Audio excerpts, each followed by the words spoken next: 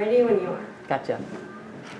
All right, so 1 in 4 women will be affected by sexual violence or abuse before the age of 24. More than 150 human trafficking victims were helped in 2014 in North Dakota, and just in the last year, around 79 were helped.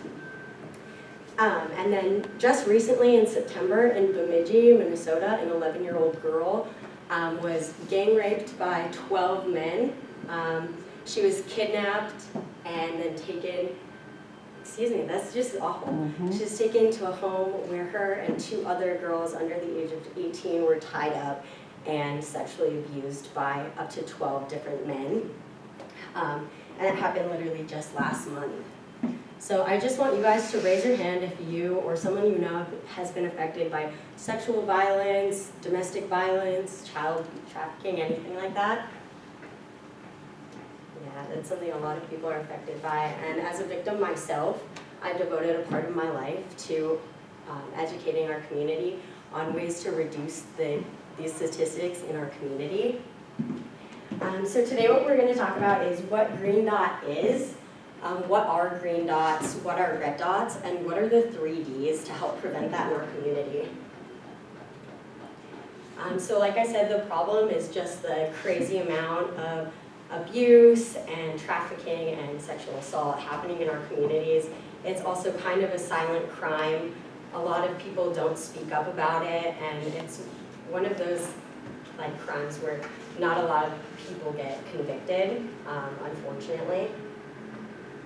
So I want you guys to visualize our community. Let's pretend this is like Bismarck, North Dakota. And every time that a red dot, or basically an instance of abuse happens, a red dot will pop up in our spaces. And then I'll just give you guys some examples of those. So like the moment it takes to hit someone, or a caregiver crossing the line when watching a child, someone having sex with someone without their consent, or using their words to coerce or humiliate or even threaten someone, or even when someone shows up unwanted outside of someone's work, class, or car. And another thing that a lot of people don't realize is even with our phones on our apps, be wary about who you share your location with. Checking Snap Maps and reloading that to see exactly where they're at, when they're active is actually a form of stalking, and you can get a restraining order because of that. So basically, green dots are what we can do to prevent red dots in progress or that are happening in our community.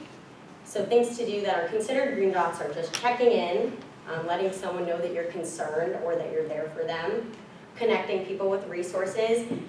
There is the Abused Adult Resource Center that's right by Dairy Queen and like the Elks Pool on Boulevard in Washington. They have a lot of great resources there.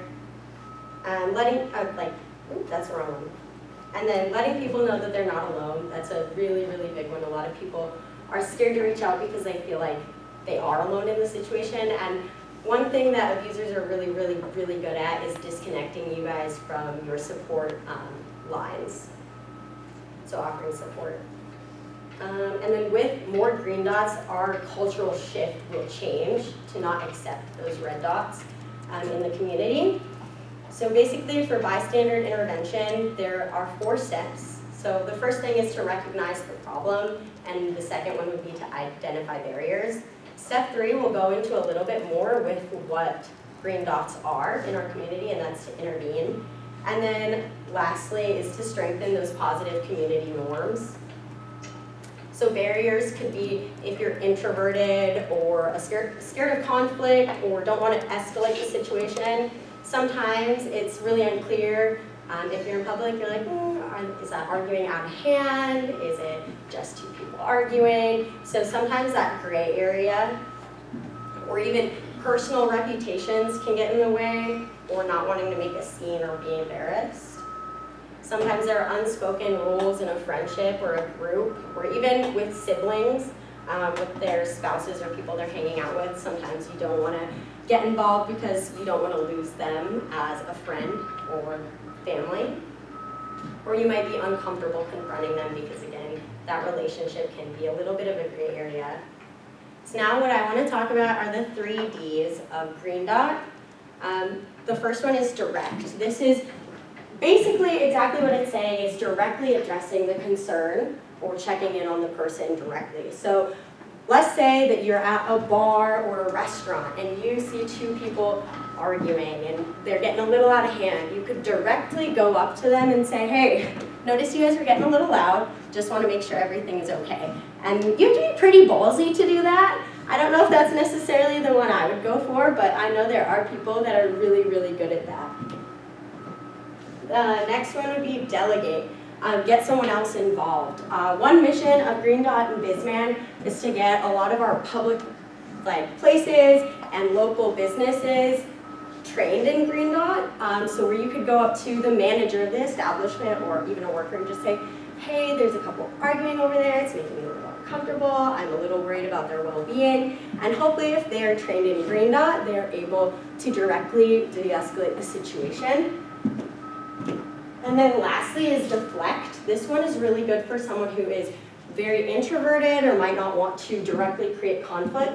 Let's say, again, they're arguing, you could spill your drink or trip or cough really, really loudly. That way the attention is no longer on the issue they're arguing about and rather on the disturbance that you're creating. It might not be really necessarily introverted, but at least that way you're not directly confronting them. You could be getting up to go to the restroom and tripping on a chair leg. Something as simple as that. So it doesn't seem like you're trying to necessarily get involved. So then we're going to talk about proactive green dots. These are basically things that we can do to stop red dots from happening in the first place. Everyone is expected to do their part. When you see something, say something.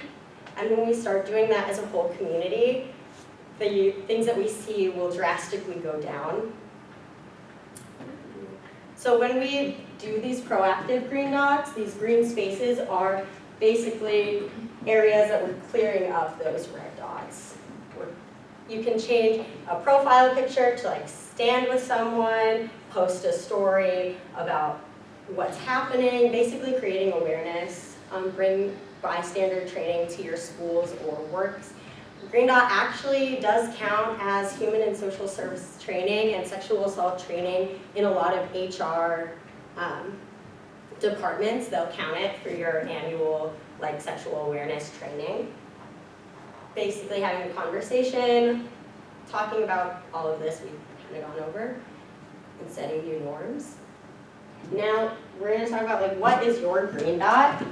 I also have pamphlets that you're welcome to take if you want more information, and this also has more information about Bismarck's Green Dot program. My mom is actually the head, so if you get in contact with her, I can give you guys her information. This just talks about our goals and all of that, and then it kind of gives a shorter breakdown of what we talked about, so the 3 Ds, what are reactive green dots, what are proactive green dots, and what are red dots to look out for. So make sure to grab one of these on your way out. And then I also have pins if you want a pin.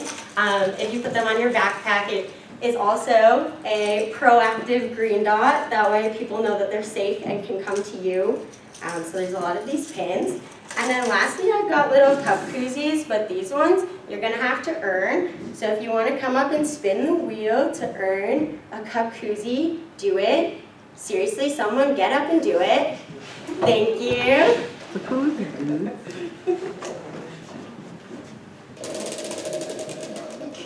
Okay, so she got direct. What would be an example of a direct green dot? Pen on your backpack? Yeah, that would be one direct green dot. There you go. Anything for a koozie. Right.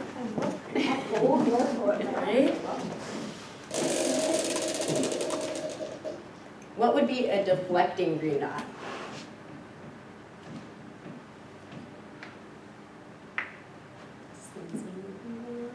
I thought that was distract. That's deflect, distraction. Deflect is distract? Yep. Oh, okay. You're having a fight with your boyfriend, and I walk over here. Oh, I'm so sorry. Are you okay? I I'm did not good. mean to bump into you like that. That would be a great example of a deflecting green dot. Good job, Jessica.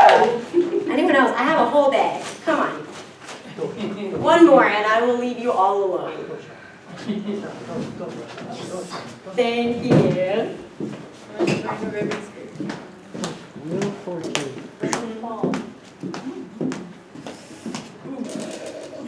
What you get?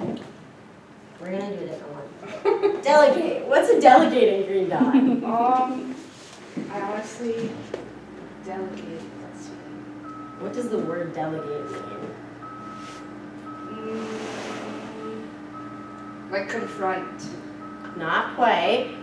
Delegate is to kind of share the responsibility. So if you were to delegate a task to someone else, that would be delegating. So maybe going up to a manager would be delegating. Right. So like if you're at a restaurant, you ask a manager to like de-escalate the situation. Good job.